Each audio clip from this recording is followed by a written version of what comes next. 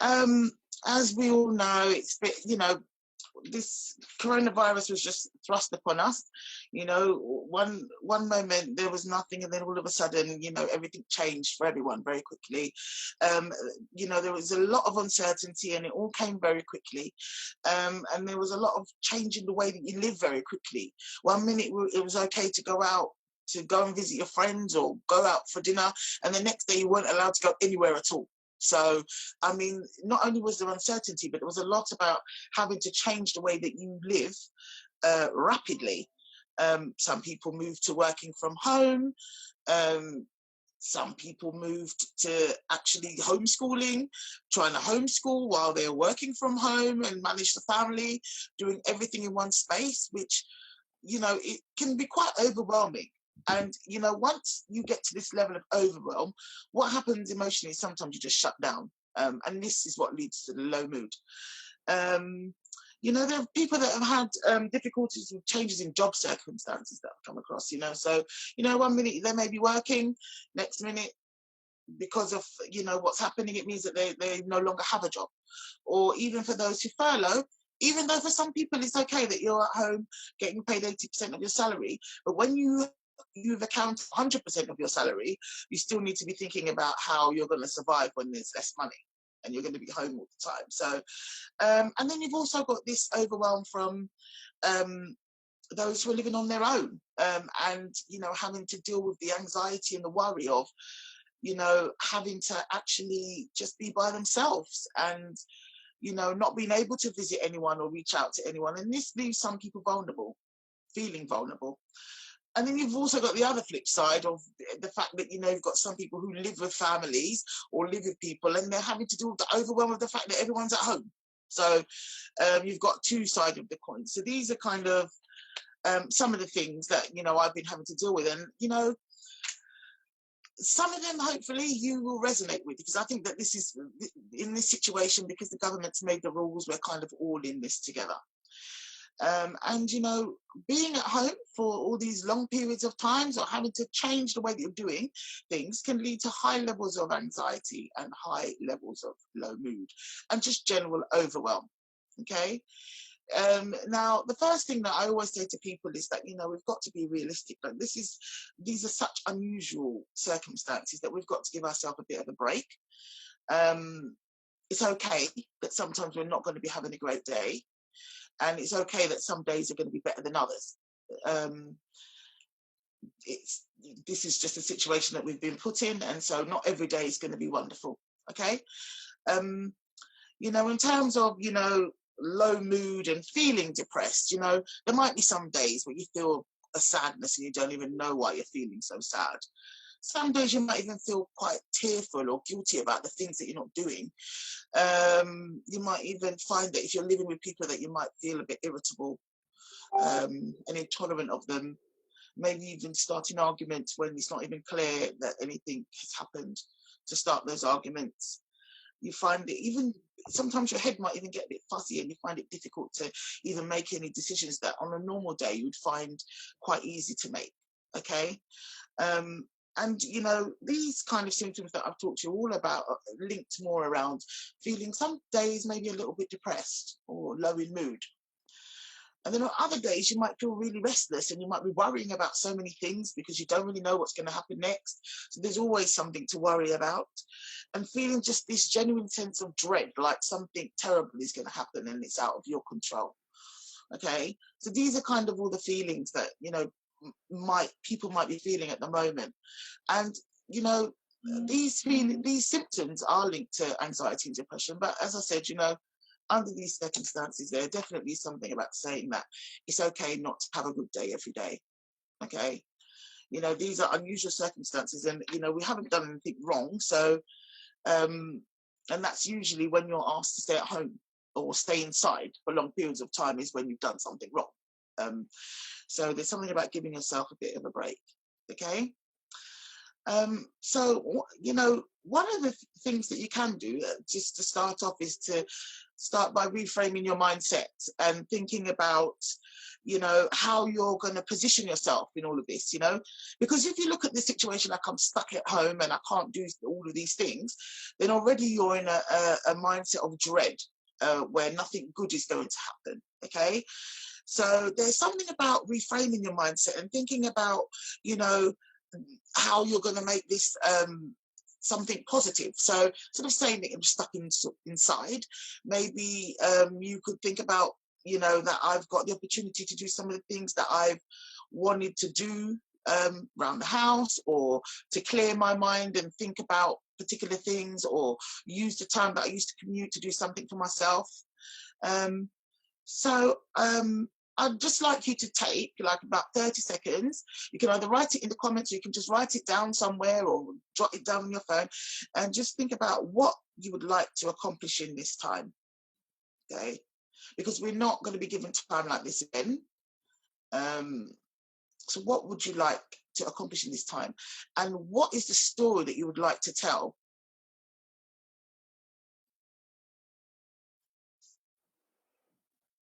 Okay, guys, so if you want to type in the chat, so you see at the bottom, you can chat.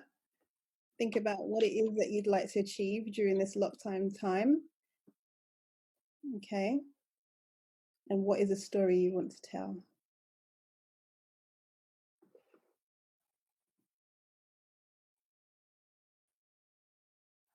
Thoughts from anyone?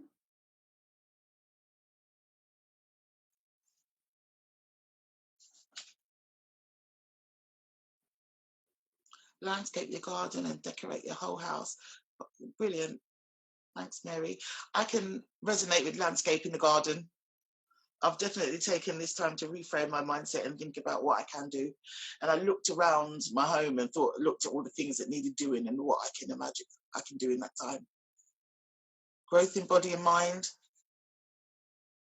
It's a very good time because you've got more time to think. So,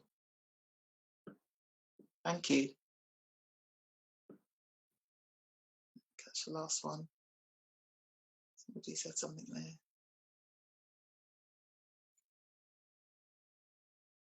Brilliant. So there's some amazing ideas, and it's, you know, this is what you do. You need to rediscover my passions. This is the time to do it, to reframe your mindset and to think about, you know, what is my story going to be? People are going to be asking, you know, when this is all over, you know, what was it like for you? And, you know, you're reminded that, you know, there's nothing I could do. It was all very negative. Or you can say that this is my story. This is you write your own story, so you can make it what you want. You can make it what you want it to be. Okay. So the next area is about the importance of sleep, and I cannot stress this enough. Now, sleep is linked to your physical health, because that can deteriorate if you don't sleep.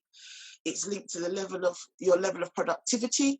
It's really hard to perform optimally if you haven't had a good night's sleep. And, you know, it's also linked to your mental state, because when you don't sleep, you know, it's very easy to have thoughts that are ruminating, and for these things to lead to high levels of anxiety and panic, okay? Because you just don't have the capacity to manage or organize your thoughts or decisions that you might need to make, and this makes you worry. So it's very important to get into a really good sleep hygiene. Now, you know, it's so easy these days, you know, now that we're at home, to sit at home with Netflix all day. And even if we have to work, sit in the evening with Netflix, stay up later than you usually would, because you know you don't have a commute and you know that you're rested. But in terms of how sharp you're going to be and how productive you're going to be, regardless of whether you're going to work or not, is going to be minimal if you don't sleep at least 7 hours a day, and make sure that it's good quality sleep. Now, our body needs circadian rhythms for it to understand, you know, what's happening. So when we need to get up, when we need to go to sleep, and we really need these rhythms, which we usually get from going to work, getting up in the morning, getting the children ready to go out to school, gives us a rhythm of actually where we are in the day. But obviously, because a lot of us are at home at the moment, we're not in a position to be able to use the usual cues. So you need to make sure that you set an intention in what happens when you wake up in the morning, so that it's clear. Okay, you know, when you get up in the morning, it's really important to open the curtains and set the intention that you're opening up the day. Make the bed. When you make the bed, that's saying you're not getting back in it. And when you come back in the evening, you close the curtains because you're making the intention that the day is closed and it's time to sleep. Yeah. You know, even though you might not be going anywhere, some people are going to work. But if you're not going to work, it still doesn't mean that you don't create an intention for your day. You need to get up and you need to get dressed. You don't need to get dressed like you were going out to the office maybe before, but at least put on something that's comfortable to work in and look like you're ready to transition from waking up and being asleep to actually something happening in your day, whatever that's going to be. If it's going to be that you want to landscape the garden, then get ready to do the gardening. If you're going to be doing some housework, get ready as if you're going to do that. And if you're going to sit in front of the computer all day, make sure that you're dressed in comfortable clothes to do that, and set the intention that something's going to change now. I've woken up and now something else is going to happen. Okay, so that's very important. And I'd like you to just think again for 30 seconds about what you could do to improve your sleep hygiene. Do you need to do something to make sure that you're in bed by a certain time? Is there something about the get up and create this structure to moving from sleep to getting into your day? And just take 30 seconds to just think about what you can do about that.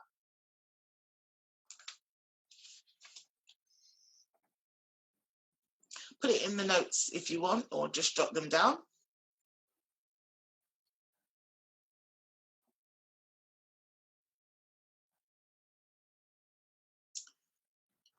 Now,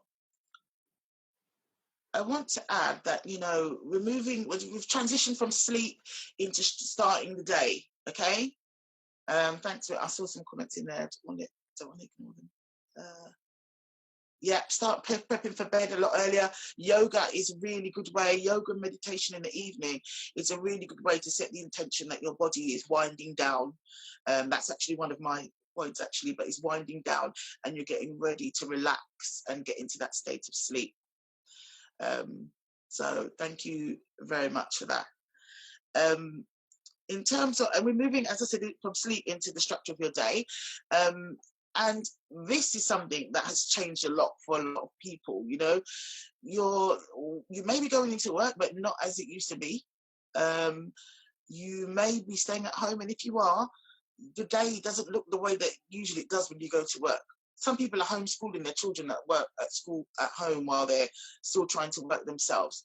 So think about what it is you can do to take autonomy over your day, okay? Because you have to get work done for a lot of people in these particular times. But what I found, especially with a lot of my clients in the group that I've run, is that you need to take more ownership of how you want the day to go, okay? There are certain things that you can't take control of, but what can you control? You know, you've got the kids at home now. You know, if you want to spend any time homeschooling them, you can't do that and work at the same time.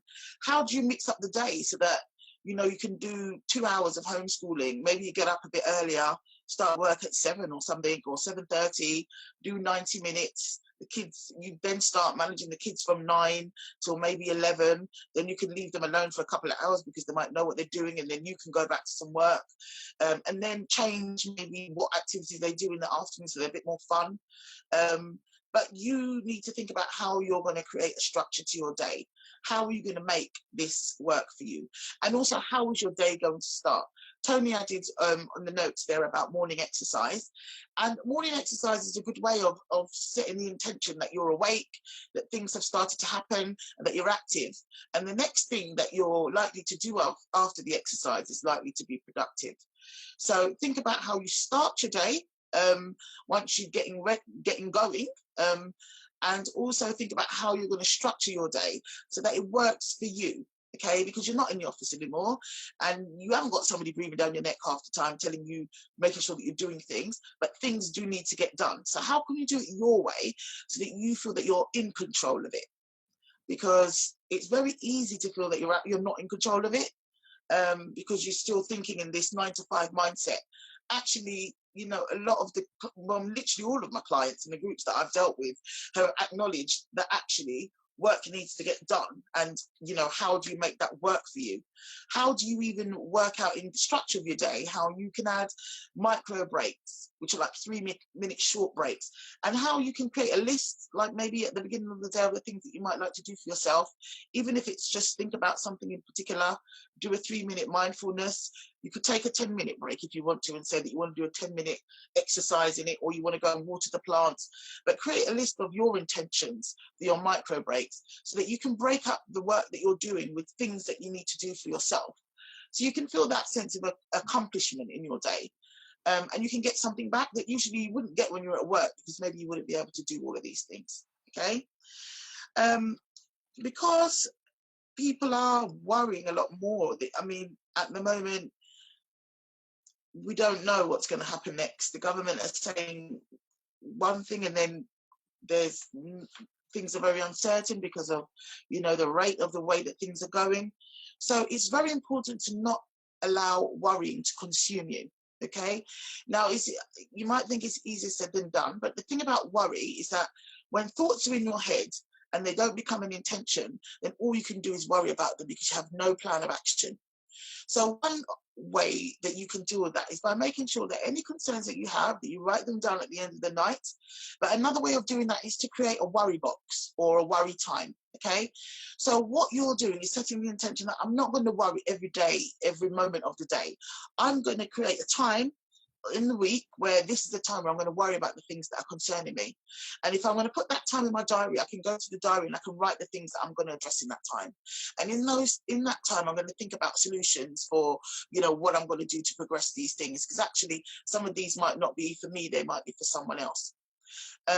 Another way of doing it is to have a worry box, so that when you're doing things or wherever you are, you can write down the worries and you can slot them in the box. And at your allocated time, you can, go through the worries and work out actually, how much of these are actually still a worry, and what worries can I do something about, and what worries are actually, they're out of my control and actually I can't do anything about them, so it's pointless worrying. We also need to realize that when it comes to feeling anxious and worrying about things, that we label the emotion. We decide that this is something that we're going to worry about, because maybe the next door neighbor or somebody else in the house or your friend could be experiencing something different and they're not worried. Now, everyone's entitled to their emotions and their feelings, but the point is that you can actually label that with something else. You can say that instead of labeling it with worry, that you're going to worry, you label it with a challenge, or label it with a positive intention, or whatever emotion you want to give that, instead of worry. And that does help to change your mindset. Minimize social media is a definite recommendation that I can make to you. At the moment, times are uncertain, and even the news and what they present is very uncertain. So sometimes it's easy to get yourself worked up in a panic, and then in the next day it's another panic because they're saying something different. My advice to you is to check any social media, limit it, and choose how many times, maybe in a week or in a day. I would suggest you only maybe check once a day or twice at most. And the time of day is very important. For me, if you check it in the morning, I'd recommend that, because a lot of the things that happen are live. So when you check it in the morning, it's more of a synopsis and less to worry about because it's already happened. Okay. So think about how much time you're going to give to social media and news, and think about when you're going to access it, so that it makes you less anxious about what's actually happening, and think about doing it in the morning. We've already talked about trying to meditate and make sure that you're having some time where there's just some peace. Even if you just do 3-minute meditation, when you take some micro breaks throughout the day, they're very useful for helping to clear your mind and to just give you a bit of a reboost and a restart. There's loads of apps online. So, if you just Google, you can find loads that are even 3 minutes, and you can use them in the micro break time that I've spoken about.